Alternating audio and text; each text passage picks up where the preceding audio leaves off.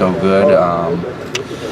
I'm rounding up to about 6 months soon, and that's a time frame that's still in the time frame where I'd still be working back into playing. And I've been playing for about a month now, and I feel pretty good, and that day-to-day ache isn't as bad, and getting through practice is a lot better. So I feel like I'm in a much better place to build, especially on skill sets and movement and playing in the system.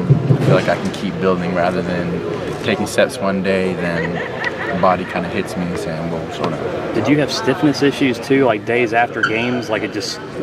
Days after anything, yeah. Yeah. Days after practice, day after game, day after conditioning, it's just what it was. A lot of movement of that joint just irritated it, and it was rough. Were there things you had to do during games, just simple stuff? I mean, I think I read you did an interview where you talked about defensive positioning, like with your feet, just some basic stuff that it might have limited you in ways that you feel a little bit freed up now. Well, I couldn't spread my feet as wide as I would want them to just because of the joint. So I feel like a lot more free laterally. I think right now I'm still building strength because I've never had the range of motion to work on the strength with, so I'm kind of building that now.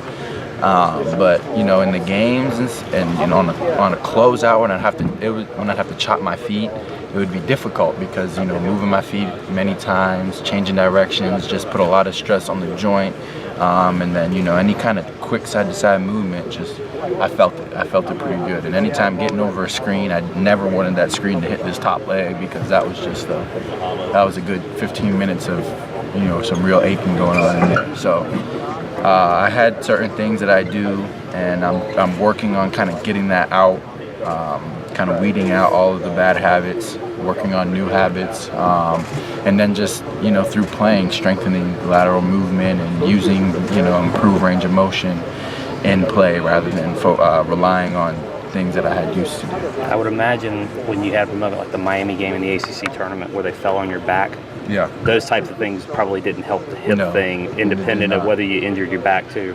Right. I was dealing with a little bit of a hip strain sort of thing at the time. So in the moment, that's kind of what bothered me. And then as I got back in the game, I felt it all on my back. So it doesn't help. Anytime injuries start to add up and you got a couple things to deal with, it's never any fun.